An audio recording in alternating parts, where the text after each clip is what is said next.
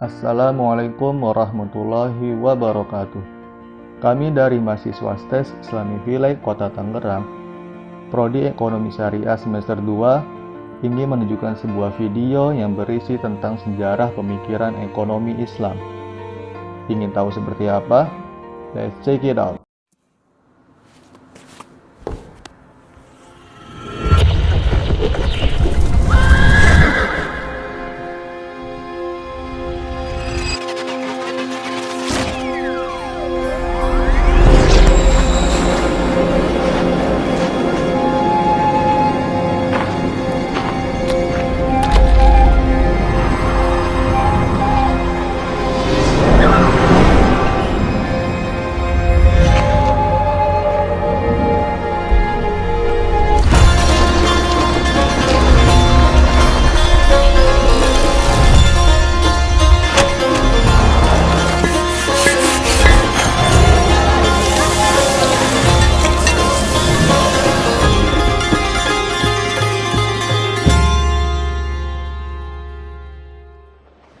Pemikiran ekonomi berasal dari hasil pemikiran ekonomi Muslim, baik di zaman Rasul, sahabat, tabi'in, hingga sampai saat ini.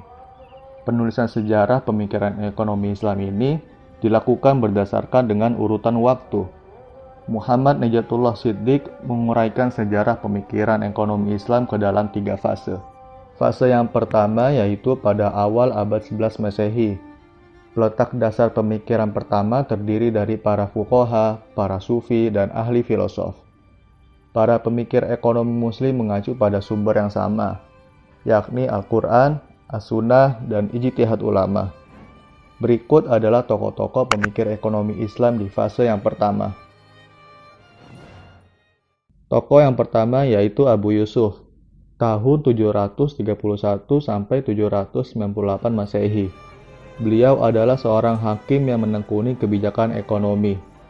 Kita bisa melihat contoh kebijakan ekonomi dari salah satu karya beliau yang berjudul Al-Kharaj. Pokok-pokok pikiran beliau mencakup tentang 1. Tanggung jawab ekonomi penguasa terhadap pemenuhan kebutuhan rakyatnya. 2. Prinsip keadilan dan kewajaran dalam perpajakan. 3. Penerapan kebijakan dalam penentuan dan pengendalian harga barang. Tokoh yang kedua yaitu Abu Ubaid Al-Qasim Ibnu Salam, tahun 769 sampai 838 Masehi. Beliau adalah ulama yang intelektual, ahli hadis, dan hakim yang terkenal pada zamannya. Salah satu karya beliau yang berjudul Al-Amwal mencakup tentang 1. Hak penguasa terhadap rakyat dan hak rakyat terhadap penguasa. 2. Jenis harta yang dikelola penguasa untuk kepentingan rakyat. Dan 3. Pengaturan anggaran belanja keuangan negara.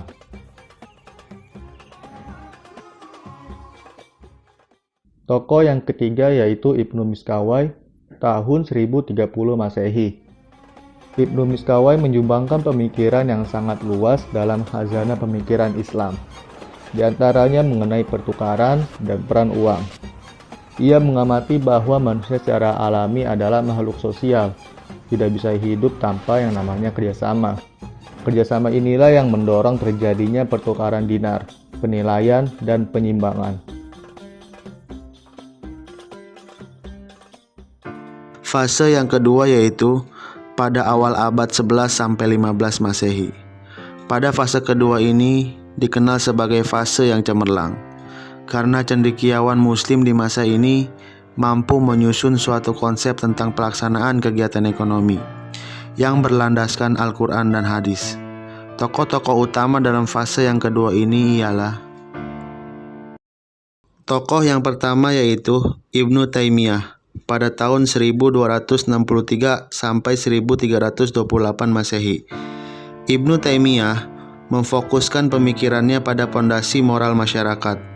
Dalam perilaku ekonomi, ia lebih banyak memberikan perhatian pada masalah kemasyarakatan, seperti perjanjian dan upaya menanti kepastian hukum yang telah disepakati, pemberian harga yang wajar dan adil, pengawasan terhadap mekanisme pasar, keuangan negara dan peran negara dalam memenuhi segala kebutuhan masyarakat.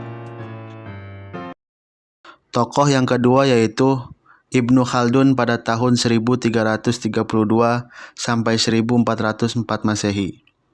Buku Muqaddimah karya Ibnu Khaldun dipandang sebagai karya terbesar dalam analisis sosial, politik dan ekonomi dalam tradisi Islam.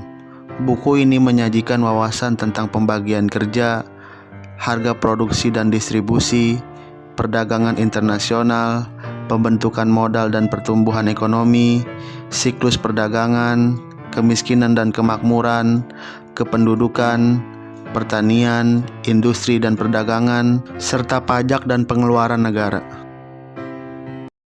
Tokoh yang ketiga yaitu Al-Makrizi pada tahun 768 sampai 845 Hijriah. Al-Makrizi adalah murid kesayangan Ibnu Khaldun. Selain sebagai ahli fikih dan ulama, ia juga dikenal sebagai ekonom muslim. Salah satu karya bukunya berjudul Ighathasul Ummah bil Kashfil Gummah. Al-Makrizi mengulas mulai dari ekonomi mikro, ekonomi makro, ekonomi pembangunan, inflasi, uang, anggaran negara, pasar, sampai indeks harga. Pemikiran Al-Makrizi sebagai seorang ekonom sangat kaya, luas, rinci, ilmiah, dan modern. Fase yang ketiga yaitu pada tahun 1446 sampai 1932 Masehi. Fase ketiga adalah era tertutupnya pintu ijtihad atau independent judgment. Fase ini dikenal sebagai fase stagnasi. Para fuqaha hanya menulis catatan-catatan para pendahulunya saja dan mengeluarkan fatwa yang sesuai dengan aturan standar bagi masing-masing mazhab. Walaupun demikian, terjadi sebuah gerakan transformasi pengetahuan selama 2 abad terakhir.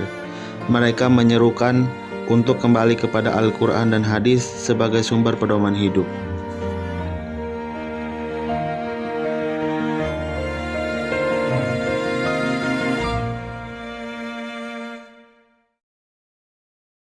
Cukup sekian dan terima kasih. Semoga ilmu yang kita bahas ini bermanfaat. Wassalamualaikum warahmatullahi wabarakatuh.